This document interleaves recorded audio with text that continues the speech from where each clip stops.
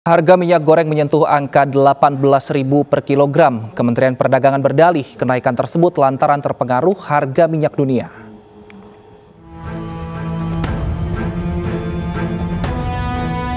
Satu persatu harga kebutuhan pokok di Nusa Tenggara Timur merangkak naik. Diduga kenaikan harga ini sebagai dampak persiapan Natal dan Tahun Baru. Dari sejumlah kebutuhan pokok, minyak goreng menjadi komoditas yang mengalami kenaikan signifikan. Akibat kenaikan ini, pedagang mengaku sering dikeluhkan pembeli. Lalu yang 2 liter sekarang kami eceran 40-45.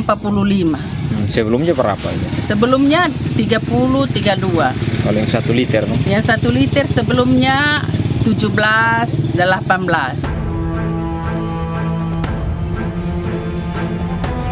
Pekan lalu, harga minyak goreng curah di Pasar Kosambi, Kota Bandung juga sempat melambung hingga Rp19.000 per liter di kalangan distributor.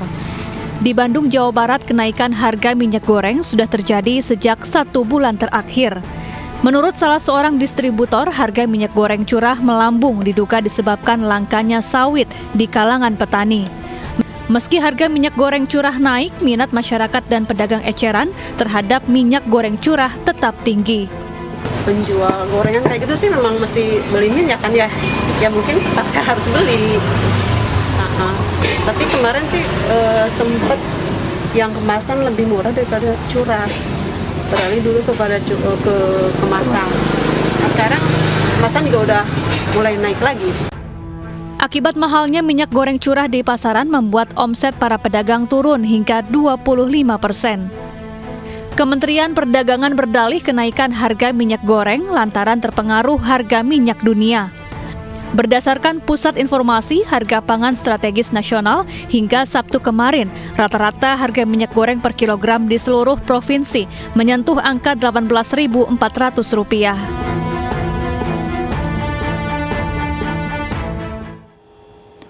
Sudah bergabung bersama kami Abdullah Mansuri, Ketua Ikatan Pedagang Pasar Indonesia. Selamat malam Pak Abdullah. Selamat malam Bang. Baik Pak Abdullah, saat ini minyak dari kemasan maupun eceran ini meningkat dengan harga yang cukup tinggi. Sudah adakah komunikasi dengan pihak pemerintah agar menstabilkan kembali atau menormalkan kembali harga minyak ini Bang? Ya, pertama memang ini jadi persoalan tersendiri ya, karena Indonesia adalah produsen CPO terbesar di dunia, penghasil sawit terbesar, tetapi malah memiliki persoalan minyak goreng. Kami sudah sampaikan ini sebenarnya 6 bulan yang lalu Bang, bahwa kondisi minyak goreng itu harganya di atas HET.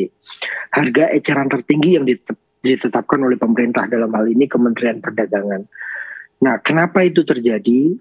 Memang saya harus akui CPO dunia naik, tetapi kita perlu melakukan langkah-langkah dan upaya-upaya yang harusnya dilakukan sejak dini. Bagaimana kita mengatur pola ekspor-impor kita sehingga kebutuhan dalam negeri tidak terganggu. Nah, persoalan yang kita hadapi sekarang adalah belum masuk Natal dan Tahun Baru, belum masuk kebutuhan nasional tinggi. Biasanya fase kenaikan harga pangan itu menjelang Natal Tahun Baru kurang lebih sekitar tanggal-tanggal 15 itu mulai ada peningkatan permintaan. Tapi akhir-akhir ini justru jauh sebelum permintaan tinggi, harga minyak goreng sudah melambung tinggi. Tidak hanya minyak goreng, tapi beberapa komoditas pangan juga kami pantau mengalami kenaikan. Nah, terkait minyak goreng,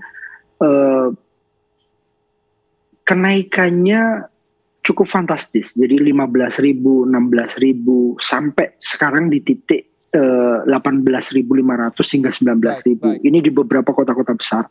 Kalau di daerah-daerah seperti Maluku, Gorontalo itu di atas itu 20 ribuan. Yang paling tinggi kenaikannya di mana Bang Abdullah?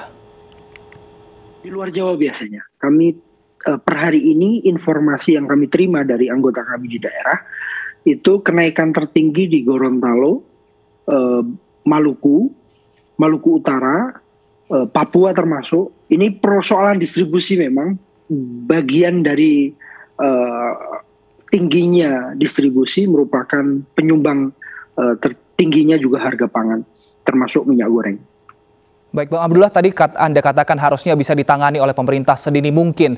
Namun kenyataannya sampai saat ini, bahkan sebelum tahun baru harganya masih mahal. Artinya apakah pemerintah melakukan sesuatu tetapi tidak maksimal atau seperti apa Bang Abdullah? Upayanya sudah mulai terasa, tetapi ya saya nggak bilang terlambat, tetapi upaya itu sudah ada. Mencoba rakor dengan beberapa kelompok asosiasi minyak sawit, ya, minyak goreng nabati dengan pengusaha-pengusaha minyak goreng. Ini upayanya, tetapi agak sedikit terlalu mepet gitu, karena sesungguhnya minyak goreng ini teridentifikasi tinggi harganya di luar HET, di atas HET, karena HET-nya 13.000, tetapi sudah 6 bulan lalu di atas HET, 14.000, 15.000, itu sudah 6 bulan yang lalu. Harusnya antisipasinya 6 bulan yang lalu, sehingga bagaimana pemetaan wilayah produksinya, bagaimana kebutuhan menjelang Natal dan Tahun Baru, itu sudah terantisipasi jauh-jauh hari.